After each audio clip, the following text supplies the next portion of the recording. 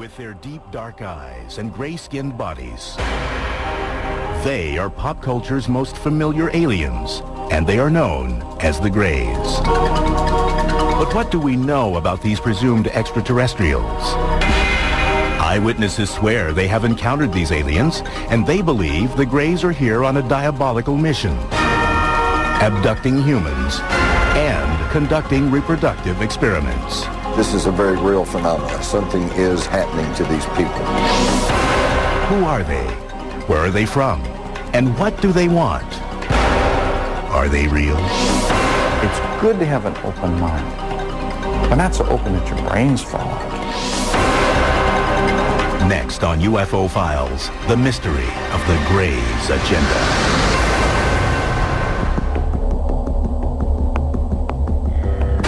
The Greys. They are depicted in books, magazines, and in the movies. They are commonly described as being about 4 feet tall, with huge bald heads that sit on gray, frail, hairless bodies. These creatures have small noses, or no noses at all, slits for mouths, no ears or visible reproductive organs, and very distinctive eyes. They come to a point, not actually a point, but they just come up like almonds, big almonds. Almost a black, dark brown. They're dark. Those who maintain that extraterrestrials do exist often portray Greys as the bad guys of the alien world. The Greys, from what I know, are just like the worker bees. When they come and get you, they come and get you. They took time out of my life and replaced it either with a blank spot or with a scary memory. If there are Greys or any other alien species, and they're here, what do they really want? What is their agenda? An effort to create an offspring race that perhaps had the best qualities of humanity and the best qualities of these alien beings. Many ufologists, people who routinely research alien sightings, claim that Greys have been visiting Earth for thousands of years. Records, they say, exist as petroglyphs, cave drawings, and prehistoric artwork. All around the world, we have these stories of beings coming from the heavens to Earth, star beings, whether it be the Hopi Indians in North America, all these, South American cultures, the Mayans, the Aztecs. All around the world, there are these stories of gods visiting ancient man. 6,000-year-old artifacts have been found in what was Samaria, modern-day Iraq. Interpreters of the carvings have said they depict servants or helpers of their gods. Many of the artifacts that they've left us resemble what we would call today a modern-day gray alien. Large bulbous head, large eyes, spindly limbs, very thin bodies. Historically, UFOs or aliens go largely unmentioned again until the dawn of the modern era. It is in the 20th century that the Greys' agenda begins to take shape. According to the UFO community, since then and to this day, there has been an obvious and persistent increase in encounters with the Greys. One of the most surprising claims made by some in the UFO community is that during World War II, Hitler and the Nazis were actually in collusion with the Greys. They say the aliens gave the Nazis advanced weapons technology used during the war. Since the Second World War, literally hundreds of people have claimed experiences with the gray aliens. The number reported, the quality of the reports, the similarities of the reports, and the fact that many of these reports can be substantiated under hypnosis lends very compelling strength to the idea that this is a very real phenomenon. Something is happening to these people. No official record for alien encounters or abductions exists. However, the National UFO Reporting Center in Seattle, Washington, keeps an unofficial tally of UFO sightings. Their statistics show that the number of sightings have gone from a handful every year in the early part of the 20th century to dozens by the middle of the 20th century, and then thousands every year beginning in the 21st century. Well, it seems that the whole business about the alien abduction really dates from the Cold War, back when there were UFOs, unidentified flying objects being spotted, and there was all these international tensions after the Second World War.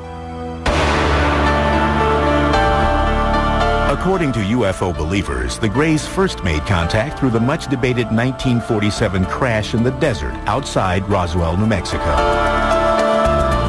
The Roswell story is that a rancher named Mac Brazel came into Roswell and told a story to the newspaper about how he had found some strange debris.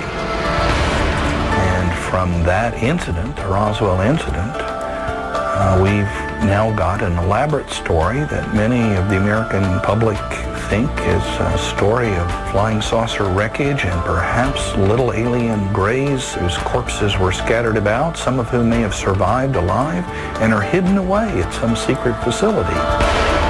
The official U.S. government position? A large spy balloon went down at Roswell, not an alien spaceship. It was part of a secret project designed to detect emissions from Soviet nuclear tests. Ufologists believe otherwise. The Roswell story has been debated by a lot of people. But one thing that we know is that something came down about 75 miles north of Roswell Army Airfield in the summer of 1947. This was investigated by the 509th Bomber Unit's Chief Intelligence Officer, who was Captain Jesse Marcel. We know that some of this debris was taken back to the Army Air Base. We know that Marcel and the Army Air Base commander, Colonel Blanchard, thought that this was material from a flying disc. And we know that they thought this because a press release went out immediately announcing that the U.S. Army recovered one of the infamous flying discs that was in the news at that time. In the years since the Roswell incident, advocates argue that all contact between the Greys and the government have been kept top secret, despite repeated official government denials that a UFO crashed in the New Mexico desert. The stories won't die. There are now more than 400 individuals on the public record who said, I was there, I picked up pieces, I saw pieces of wreckage, I saw the craft, I saw the bodies. So Roswell is simply a question of belief. Who do you choose to believe?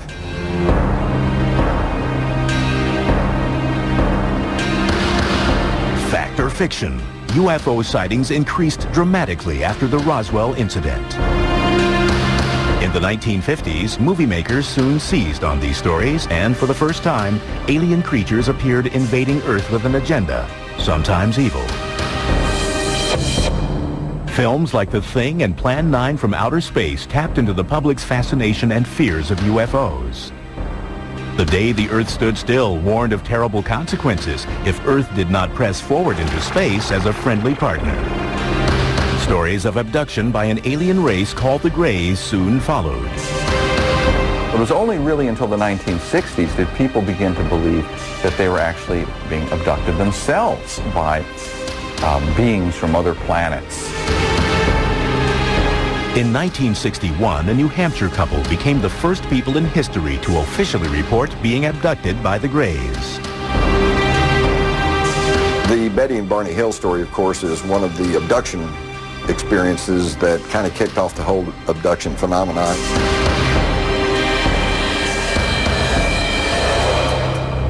When we come back, Betty Hill, in her last on-camera interview, recounts what the Greys did to her and her husband. I didn't know where they were from, but I knew they were not from this planet.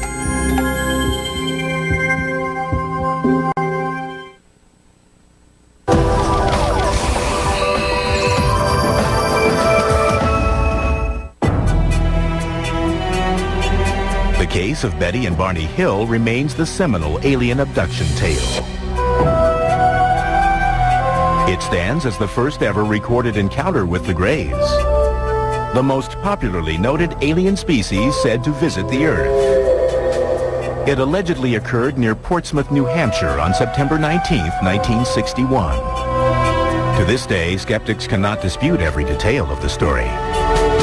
Believers see the Hills incident as the defining moment in gray history, when the nation and the world awoke to the troubling phenomenon of alien abduction. In her last on-camera interview, the late Betty Hill shared her experience.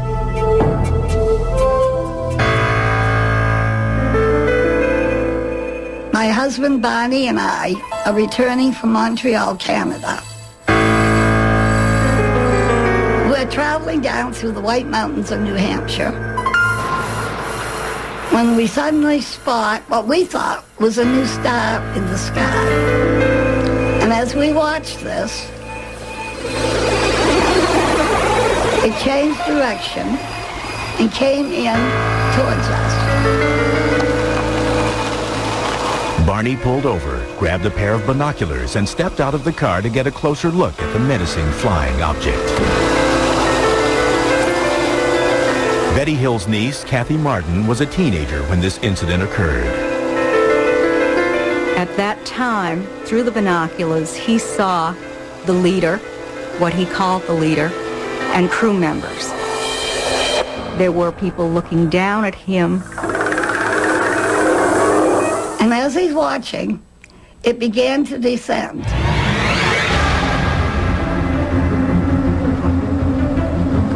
And at this point, he became frightened and ran back to the car, yelling that they were trying to capture us. She was screaming to him, "Barney, you damn fool, come back here. Get back here." They sped off. A short while later, they heard a buzzing sound. They turned onto a logging road and stopped. There was a roadblock, and there were people in the road. The people approached the car, and they realized at that point that they were not human, that they were the people that Barney had seen in the UFO. This is where their memory lapsed.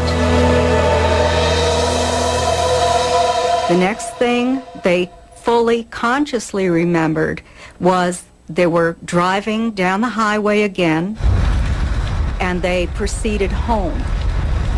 When the Hills noticed the time, they realized that about 2 hours had elapsed that neither of them could account for. That was just the beginning of a mystery that would soon unravel. For nearly 2 years after their experience, the Hills had troubling nightmares. They went to several medical specialists and eventually were referred to Dr. Benjamin Simon, a highly respected Boston psychiatrist and neurologist with an extensive background in hypnotic therapy.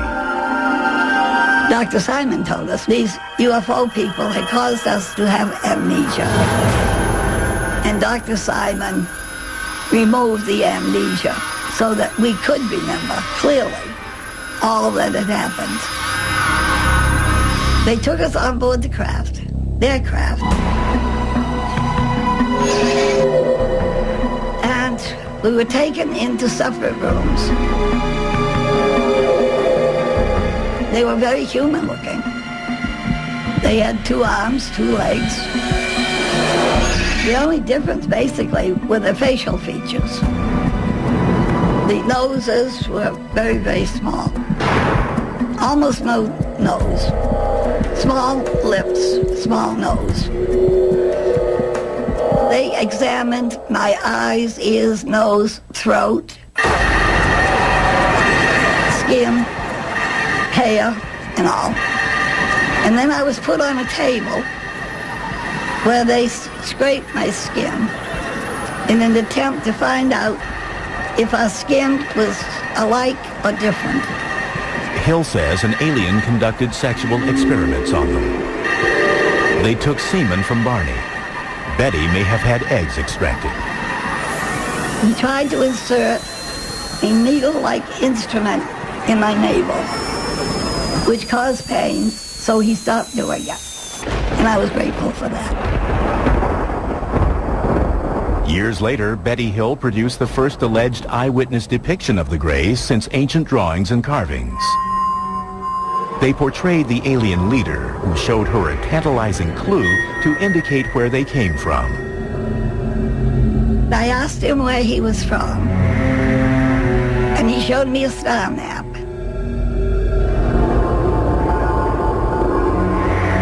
In a hypnotherapy session, a few years after her encounter, Betty drew a map of an alien star system. At the time, experts could not identify it. But then, in 1966, Marjorie Fish, an enterprising ufologist and amateur astronomer, became fascinated by Betty Hill's star map. Fish spent the next 7 years examining the map and constructing models, trying to match it to a known star system. It was only later, when a new star was discovered, that they found exactly what Betty had drawn on the star map.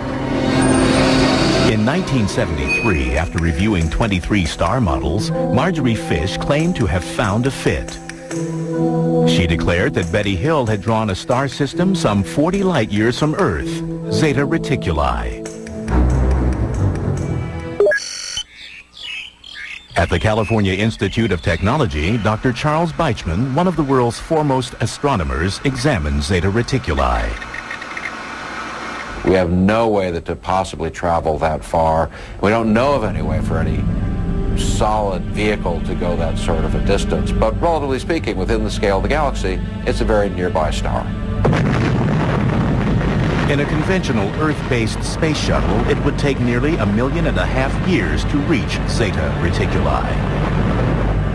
In addition to his duties with the California Institute of Technology and the Jet Propulsion Lab, Dr. Beichman is a leading member of NASA's Origins program. Their mission is to probe space for signs of life. He concedes that life is possible in the universe, maybe even on Zeta Reticuli. Here we're looking at the two stars in the Zeta Reticulum system, about 40 light years away. The binary stars could well have planets around stars like this. The system is old enough that, in fact, you could have a stable life having evolved on any habitable planets in those systems. Again, prospects good. What do we know today? Nothing. With just tantalizing evidence, but no definitive proof that the Greys actually come from Zeta Reticuli, Betty Hill's case continues to be hotly debated. However, skeptics and believers can agree that since that night in September 1961, hundreds of alien abductions have been reported. Just as a disease is contagious, so can an idea be contagious and spread from person to person. Did Betty Hill really meet aliens from Zeta Reticuli? Did they conduct reproductive experiments as part of an evil agenda? Are the people claiming to have been abducted reporting the truth? They're dreaming with their eyes open. So they have these hypnopompic, or upon awakening, hallucinations. That's the tactile sensations, the lights, the buzzing, and especially the sense of presence. So many times the debunkers try to explain abductions as people simply mimicking and repeating stories that have been passed around over the years. Well, here's some people who had nothing to go by. Nobody had ever reported this, and yet their abduction experience is remarkably similar to what we hear from people even to this very day.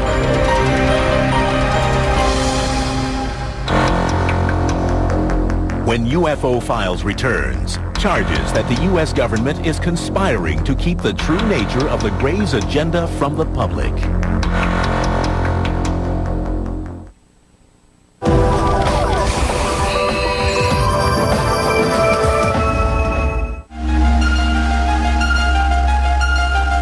When the Betty and Barney Hill abduction story broke in the 1960s and was soon followed by many more, the general public became entranced with the idea that alien spaceships were visiting Earth and that extraterrestrials, known as the Greys, were abducting humans.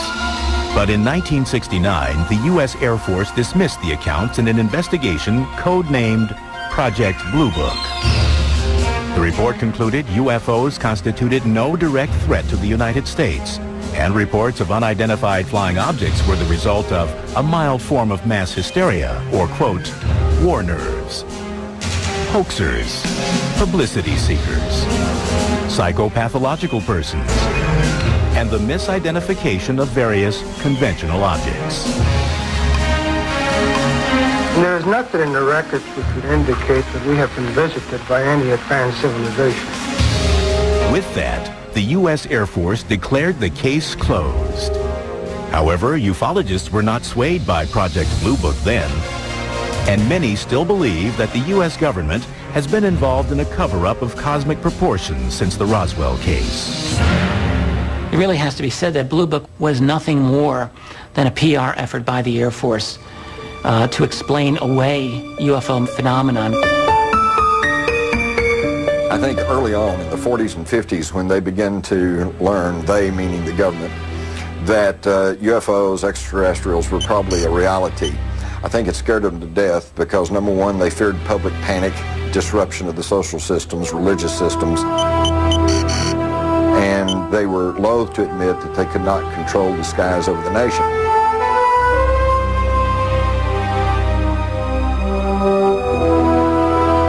Try as the Air Force might to debunk UFOs again and again through the 50s and 60s, whoever's operating these UFOs didn't appear to read the Air Force reports because they kept showing up. Ufologists argue that Project Blue Book cannot account for a large number of cases. Out of 12,618 UFO reports, 701 remain unsolved. One of the most intriguing unsolved cases took place at Holloman Air Force Base, New Mexico in 1964. According to the story, an alien spaceship landed at the base. Several grays emerged and were greeted by U.S. military personnel. It later became the basis for the famous closing sequence in Steven Spielberg's Close Encounters of the Third Kind. This is absolutely, something we cannot confirm. However, it has to be said that a rumor of this came out immediately. An airman at Holloman Air Force Base who went into the town and started talking about this. And according to the accounts, he was highly distressed, very upset, didn't know what to do, and he was not seen again. 1984, two mysterious film canisters appeared, which would help perpetuate the claims of conspiracy theorists. Jamie Chandray in 1984 received this package in the mail, which was undeveloped film. There were two sets of undeveloped film. One was given to Bill Moore and one was given to Jamie. And he, in turn, released this to the world, and it was an 8-page memo signed by Harry Truman. Known as the Majestic 12 or MJ-12 documents, they suggested that on July 9, 1947, President Harry S. Truman appointed 12 high-ranking military and national security personnel and authorized them to conduct a covert mission, a top-secret research and development intelligence operation responsible directly and only to the President of the United States. The large number of documents that I've been able to accumulate very clearly show that we have a covert program to keep from the public the recovery of a large number of crashes that include the recovery of extraterrestrials. The Majestic 12 documents detail 4 types of spacecraft that the aliens use. They include disc, cigar, circular, and triangular shaped crafts. But most intriguingly of all, within the pages of the MJ-12 documents, there is, for the first time in history, acknowledgement of alien beings that are known as the Greys. In these official-looking papers, they are called Extraterrestrial Biological Entities, EBEs. There was a special operations manual called Extraterrestrial Entities and Technology, Recovery and Disposal. And in that manual, there was a 1-page description of 2 different types of extraterrestrial biological entities. EBE Type 1 is said to be, quote, humanoid and might be mistaken for human beings. They are bipedal, 5 to 5 feet 4 inches in height, and weigh 80 to 100 pounds. Cranium is somewhat larger and more rounded. The eyes are small, wide set, almond-shaped. EBE Type 2 is said to be, quote, 3 feet 5 inches to 4 feet 2 inches and weighs 25 to 50 pounds. Skeptics, however, claim that the MJ-12 documents are an elaborate hoax. These were bogus. These were dummied up documents somebody made using an old typewriter and finding a signature off of a genuine Truman document and cutting and pasting and re-photocopying. And they're obvious and provable forgeries and fakes. If these are faked, it is what you call an inside job, and that is a government job. Someone who had access to information that was restricted at the very least. Even more mysterious papers emerged in the 1980s with riveting new details about the Greys. The Dulce papers, perhaps, were the most sensational. Released in 1987, they allege that the U.S. government is actually in collusion with the Greys in exchange for highly advanced technology. These unsubstantiated documents allege there is an underground facility somewhere in the New Mexico desert where the Greys are secretly enacting their evil agenda. They're using us for breeding because they have fertility problems. We don't know how they reproduce. We know they don't have genitals. Those who subscribe to this theory say the Greys abduct young, pregnant women. Then within the first 3 months, first trimester, the pregnancy spontaneously just terminates. There's no bleeding, there's no spontaneous abortion, there's no regular abortion, there's none of that, and all of a sudden, it stops. Believers say the extraterrestrials extract the unborn child from the victims and use them for their alien-human hybrid program. These fetuses, if you will, are somehow kept by the ETs in usually these tanks, we call them. They're kept in fluid, and then they're somehow raised to be adults. The release of these and other documents, coupled with new sightings, fueled the public's appetite for more information. People alerted to the phenomenon looked to the skies for signs of mysterious crafts and beings from an alien planet.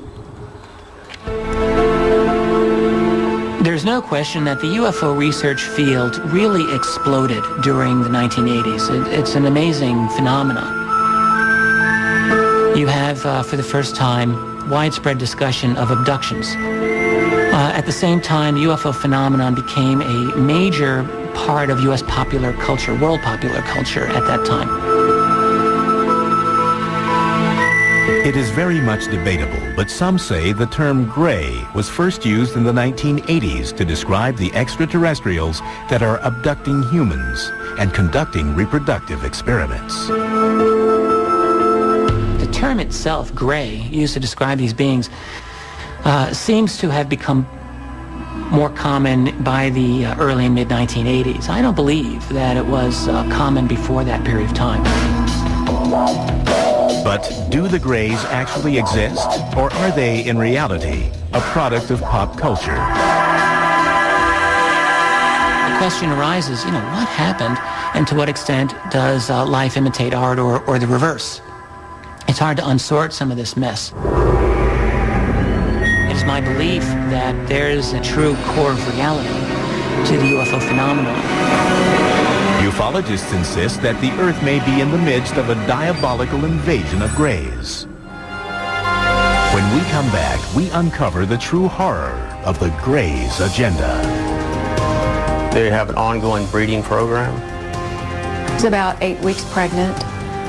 Then it was just gone.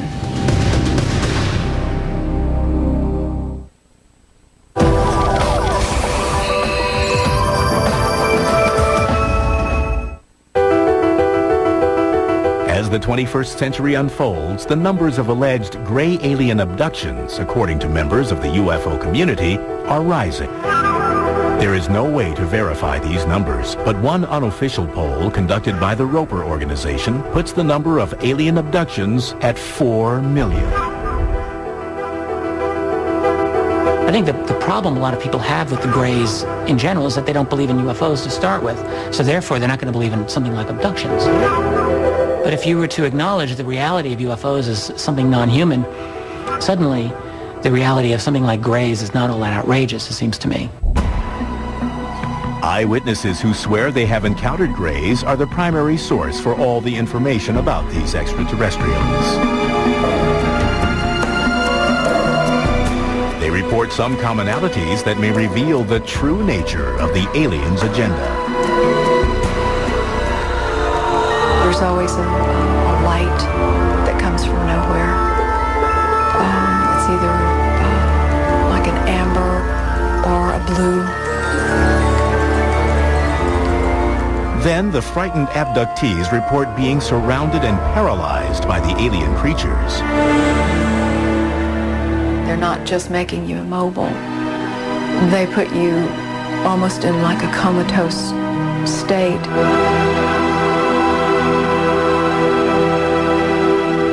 I've had occasions where I've been able to communicate with them to an extent which is a mixture of them speaking in a sense that seems to be telepathic. Some even claim the Greys will often whisk their human prize away into space. And you find yourself in, for lack of a better word, an alien environment where there's lots of light, everything is very... Poetic is almost the word to use to describe the environment because it feels very surreal. Abductees say that once on board, the Greys perform medical examinations, which some describe as being extremely painful. There were experiences which to me suggested that there was a biological, reproductive element of my experiences, and that's commonly widespread. So I'm not ashamed in reporting that. If the Greys are actually here, what's their real agenda? A lot of people think that they're coming to totally destroy us, and some people think that, and some people think that there are others coming to help us not be destroyed.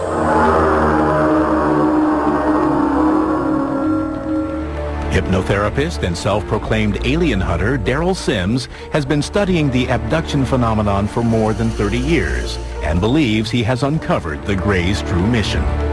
He specializes in recovering repressed traumatic memories from people who claim to have been abducted by aliens.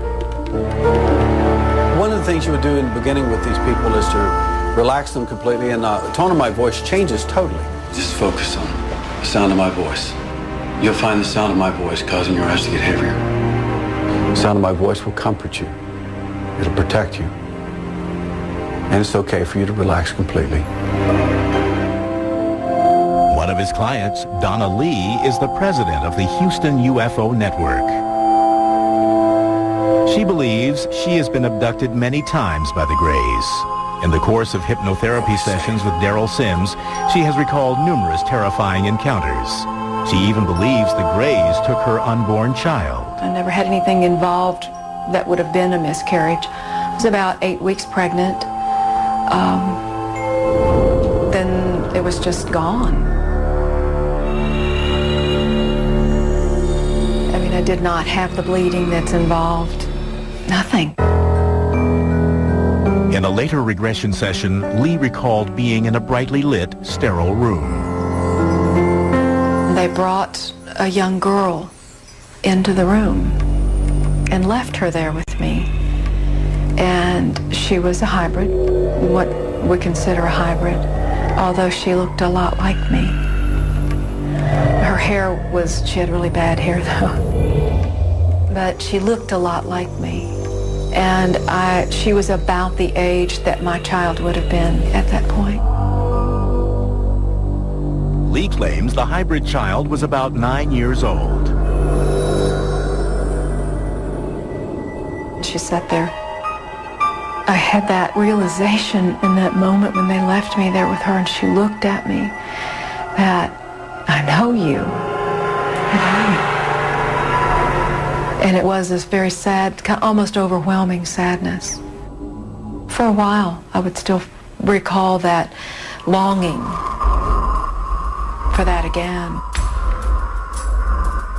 To many experts, accounts of alien abductions are merely a product of an overactive mind. They say under hypnosis, subjects are open to suggestions.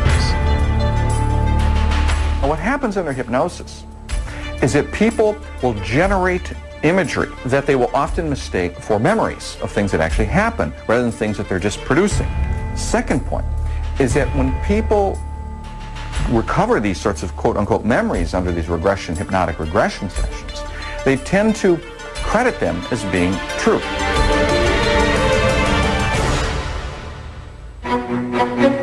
When we return, the results of a Harvard University study conducted by a team of psychologists surprises skeptics, angers believers, and sparks a controversial debate. To write them off as fantasy is a dire mistake.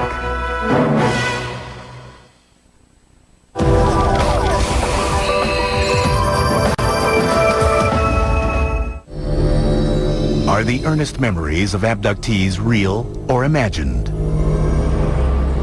They come in without permission. They touch your body. They take your children.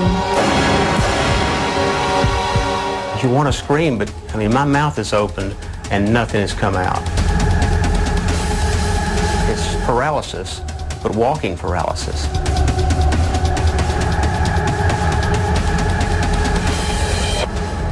Do the Greys exist? And if so, are they on a devious mission?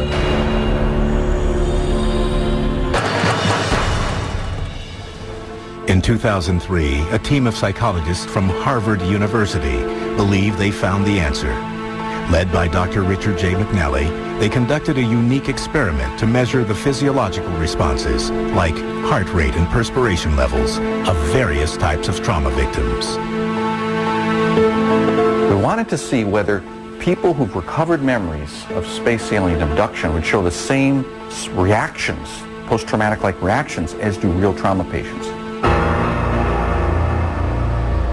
Our research group has been studying people with recovered memories of traumatic events. And one of the big challenges that we've had is distinguishing between those individuals who've recovered memories of, for example, childhood sexual abuse, or actually genuine memories, versus memories that were perhaps false memories. Dr. Scott Orr directed the lab tests. What this procedure involves is an individual coming in to the lab, sitting down with one of our counselors, and then describing a variety of experiences that they've had. We wire them up with recording electrodes so we can measure heart rate and skin conductance and facial EMG. In the lab, test subjects then listen to a 30-second audio tape of their own traumatic or abduction experience. You are lying naked, strapped to a metal table in the spaceship. There are alien beings hovering over the table. They are staring at you with their large, dead, black eyes. You are absolutely terrified.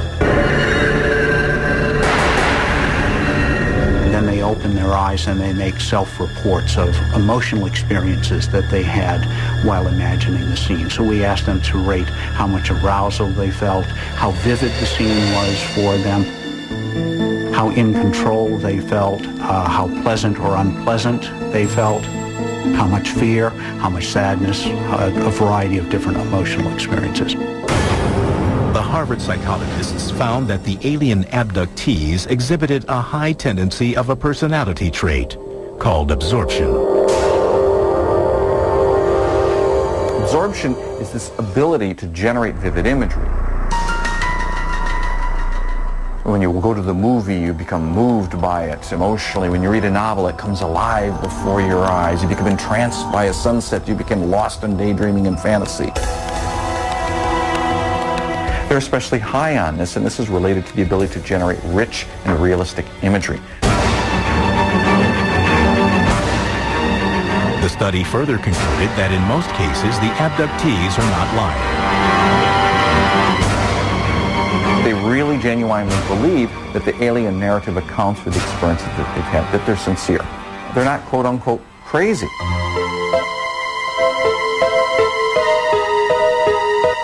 these particular events are sleep paralysis episodes. These things are really normal events. They don't indicate pathology. But what happens during rapid eye movement sleep, REM sleep, the stage of sleep when we do most of our dreaming, we're entirely paralyzed. When you combine all of these things together, you have yourself a space alien abductee.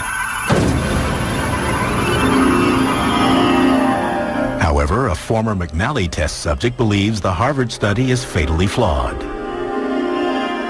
It might be that alien encounters do involve an altered state of consciousness, but to write them off as fantasy, I think, is a dire mistake, and that's where he goes wrong. I myself have had sleep paralysis. I know that the sensations are superficially similar to that of alien contact. Although there are similarities, it doesn't go far enough to account for it. But if Boucher and his fellow abductees are right, and the Greys really do exist, then they must come to Earth from somewhere. If not from Zeta Reticuli, then where? It's a 2,500-year-old question, goes back to the ancient Greeks who asked, is there life beyond the Earth? And now we're bringing the tools of 21st century science and technology to answer what simply is a very old question. There ought to be 1, 10, 100, or 1 million intelligent civilizations out there for us to be talking with. People who claim to have been abducted believe that intelligent alien life forms not only exist, but are already here. And they have crossed the cosmos with a purpose. I think the Greys' agenda is to make a better future for their children. I think it's that simple. And I think that part of that agenda entails also ensuring that humanity is also going to continue. I think it's a mutually beneficial agenda. Psychologists maintain, however, that the alien phenomenon is a product of overactive imaginations. The Greys, in my view, are in fact hypnopompic visual hallucinations that occur when people are arising out of a sleep paralysis episode. And their purpose for coming to Earth? They don't have one. They're hallucinations. It's good to have an open mind, but not so open that your brains fall out. Is the Greys' agenda real or imagined? Alien abduction, fact or fiction? It's still a mystery, just like most abductions. They're never going to tell you why they're here, or who they are, or why they do what they do. Is it possible that ETs exist? I think they're here, and they've been here for a long time.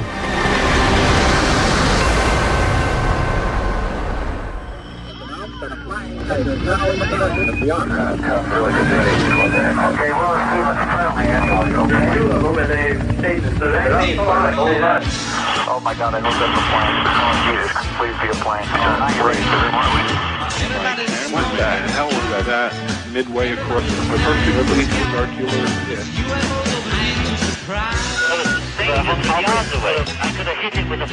History.